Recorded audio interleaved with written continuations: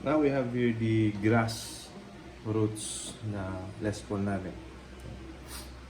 Uh, just to be clear, uh, actually naka-chip. May chip siya dito banda.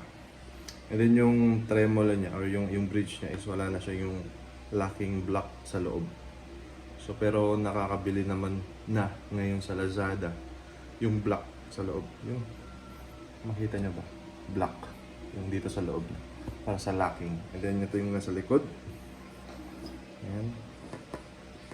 And then dito sa yan. Yung nangyari po dito is na siguro nagalaw yung wood. Kaya umangat siyang konti. Kaya yung ginawa namin is yung sinandpaper namin siya. Sandpaper lang. Para kung hahawakan niya siya, wala kang mararamdaman na, alam niyo yun, aesthetically, some of you hindi hilig yung ganito. Yung may mga gusto makinis. Pero alam ko meron mga ano dyan na okay lang. Walang problema. So, sa mga masiselan, hindi siya para sa inyo, yung gitarang ito. Kasi may mga ganyan siya, and then naka-chip siya dito. Yeah. Pero all throughout, itong gitara to napaka-okay pa to siya. Tapos, maalikabok lang, nga lang. Ayan. Yung ito, working pa yung locking niya. Okay naman yung bridge niya, yung springs niya, yung post niya. Stable pa kung saan siya nakasaksak. Fret life niya is at least 100 pa. And then yung neck niya is still straight. Ayan, pakinggan natin. Supposedly, ito is yung pick selector. Pero in this case, ito yung pick selector. Pick up selector pala. And then ito is parang naging split coil for this bridge humbucker. So pag dito is naka-single coil siya. And then pag nakataas, naka-humbucker. So pakinggan natin yung sound. First position.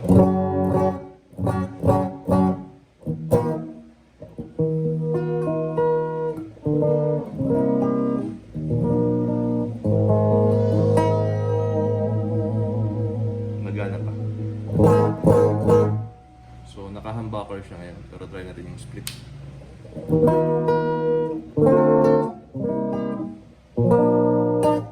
So,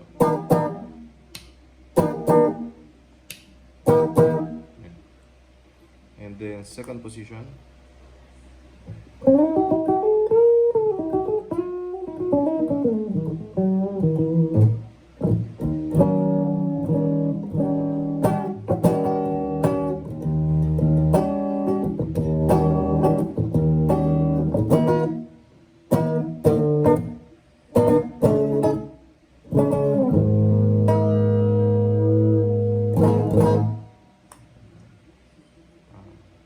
Third position, which is this.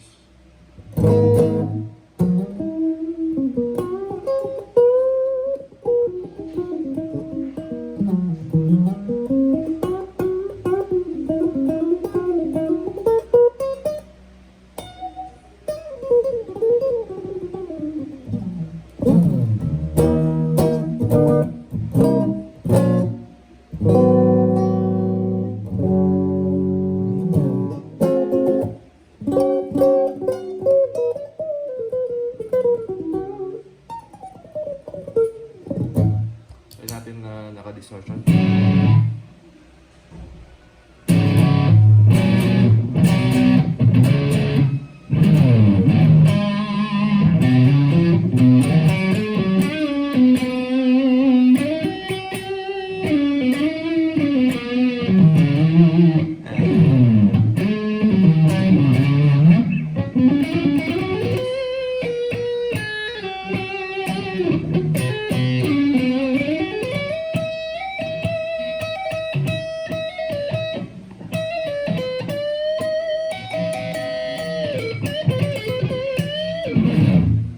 And then naka-bridge pickup.